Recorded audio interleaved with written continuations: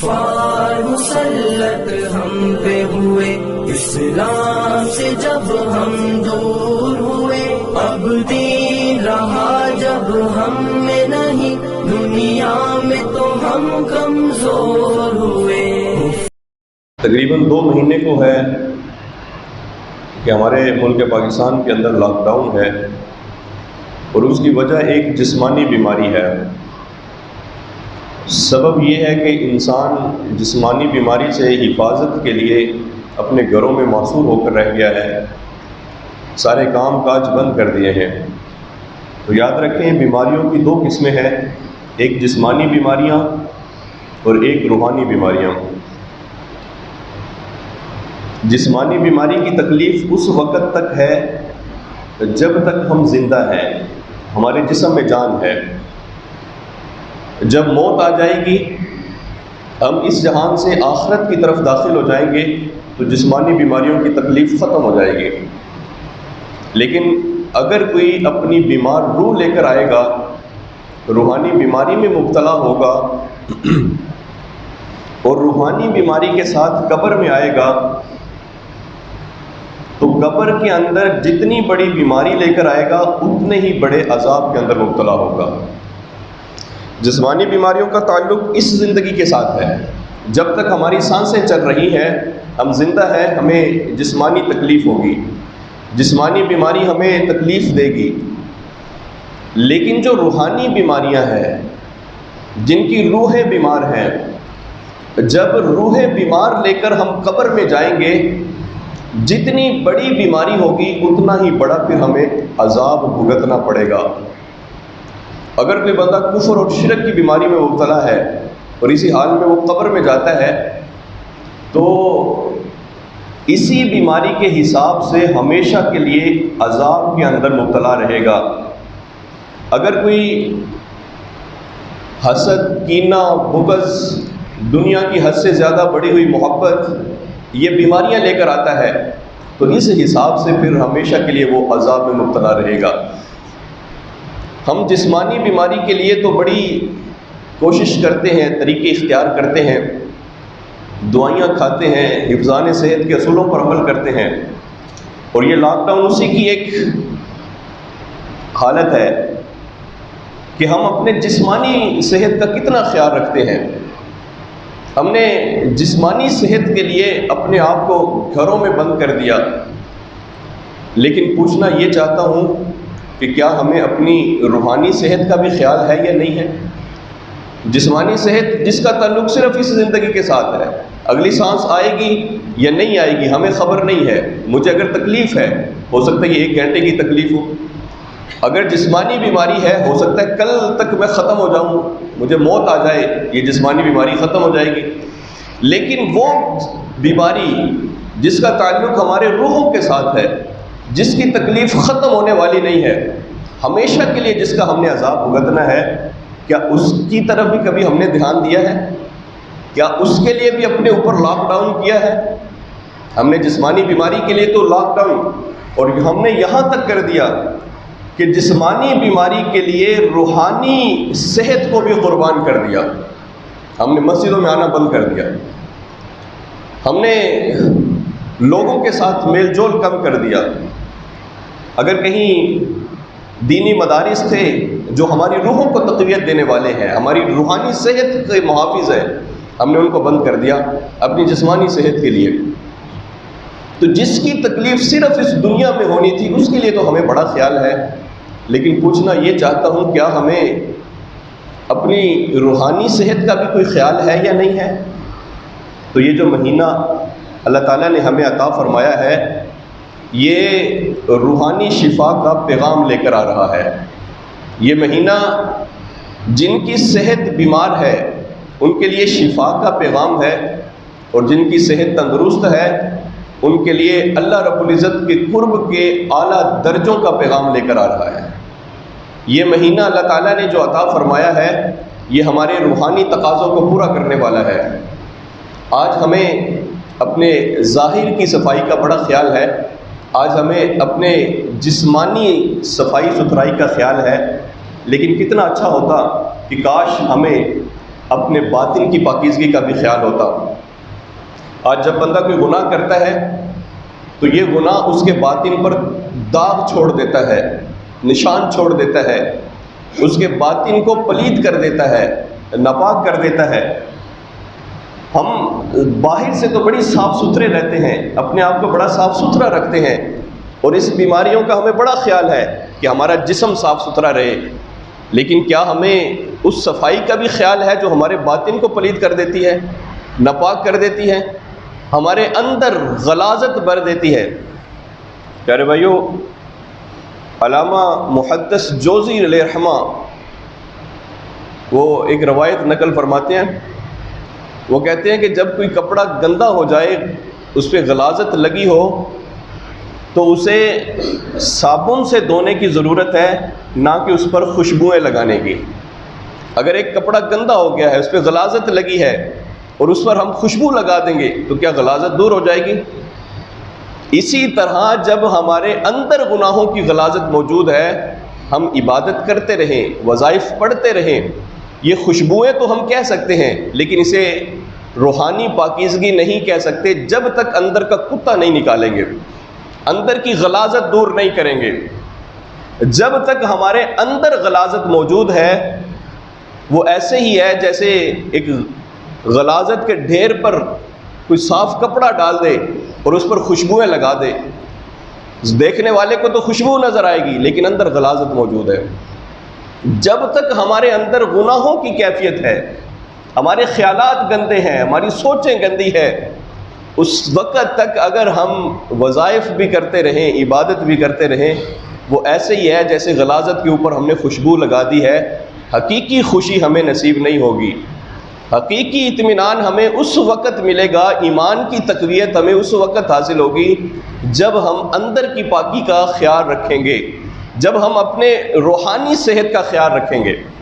آج لباس ہم نے اپنی ضرورت سمجھ لیا، مکان ہماری ضرورت ہے، آج کھانے پینے کو ہم نے اپنی ضرورت سمجھا، سواریوں کو اپنی ضرورت سمجھا، لیکن کتنا اچھا ہوتا کہ ہم اللہ سے بخشش مانگنے کو بھی اپنی ضرورت سمجھ لیتے، کتنا اچھا ہوتا کہ ہم اللہ سے معافی مانگنے کو بھی اپنی ضرورت سمجھتے۔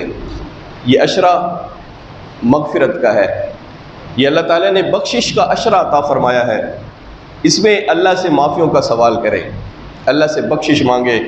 پیارے بھائیو، اللہ تعالیٰ نے جب انسان کو تخلیق فرمایا تو اللہ تعالیٰ نے انسان کو بنانے کے بعد عزت اور تکریم عطا فرمائی، اور شیطان کو اللہ تعالیٰ نے اپنی بارگاہ سے دھتکار دیا۔ جب راندہ درگاہ ہوا شیطان تو اس نے اللہ کی بارگاہ میں اعلان کیا، کہا پروردگار، جس انسان کو تو عزت دے رہا ہے، اسے میں گمراہ کر کے ذلیل و رسوا کر کے دکھاؤں گا، میں دائیں سے بھی آؤں گا، بائیں سے بھی آؤں گا، آگے سے پیچھے سے، ہر طرف سے اسے گناہ کروانے کی کوشش کروں گا۔ اللہ رب العزت نے بھی اعلان فرمایا اگر تیرا یہ دعویٰ ہے تو سن لو، جب تک انسان کے جسم میں روح ہے، سانس چل رہی ہے، میں اس پر توبہ کا دروازہ کھلا رکھوں گا، جب بھی میرا بندہ مجھ سے معافی مانگے گا میں اس کی بخشش فرما دوں گا۔ یہ عشرہ اللہ تعالیٰ نے خاص کر بخشش کا دروازہ کھولا ہے۔ یہ 10 دن اللہ تعالیٰ نے مغفرت عطا کرنی ہے، بے حساب بخشے جانی ہے، اللہ اپنے محبوب کی امت کو اللہ تعالیٰ نے بخشنا ہے۔ یہ 10 دن اللہ تعالیٰ نے بخشش کا دروازہ کھلا رکھا ہوا ہے۔ آج استغفار کرنے کی ضرورت ہے۔ تقریباً 2 مہینے ہو گئے لاک ڈاؤن، سب کام چھوٹے ہوئے ہیں، اس وقت بھی کیا اللہ سے معافی مانگنے سے زیادہ بھی کوئی ضروری کام ہے؟ بخشش طلب کرنے سے بڑا بھی کوئی ضروری کام ہے؟ پھر بھی ہم اپنے آپ کو ٹال مٹول کے اندر کیوں وقت گزار رہے ہیں؟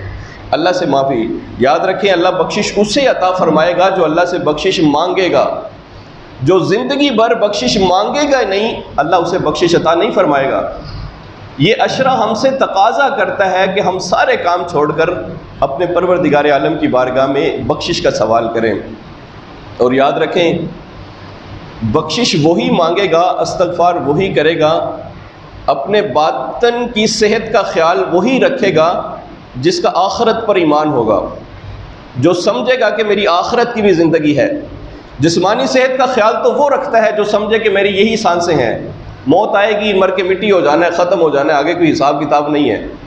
لیکن جو آخرت پر ایمان رکھے گا وہ جسمانی صحت کے ساتھ اپنی روحانی صحت کا بھی خیال رکھے گا، وہ اپنے باطن کی پاکیزگی کا بھی خیال رکھے گا۔ قرآن مجید کے اندر اس کی مثال موجود ہے، اور یہاں میں ایک آپ کو بڑا خوبصورت نقطہ دینا چاہتا ہوں۔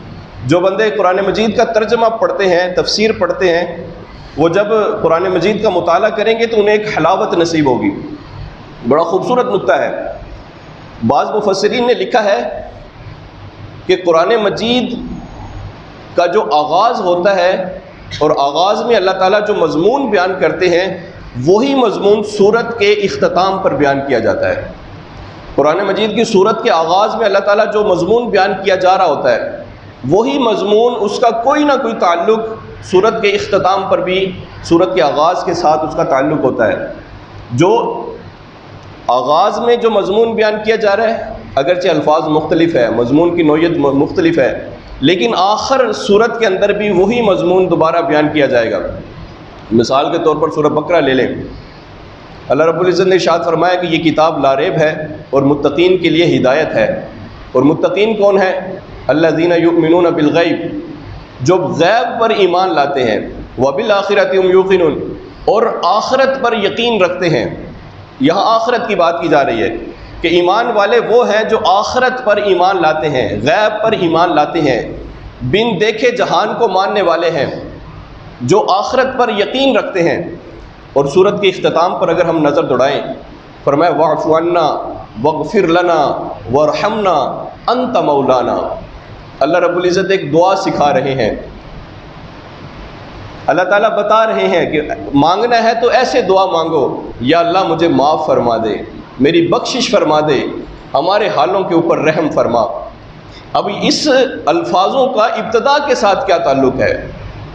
یہ جو آخر میں اللہ تعالیٰ نے دعا سکھائی ہے، اس کا آخرت کے ساتھ تعلق یہ ہے، بتایا یہ جا رہا ہے کہ اللہ سے دعا وہی مانگے گا، بخشش وہی مانگے گا جس کا آخرت پر ایمان ہوگا، جو آخرت پر یقین رکھتا ہوگا۔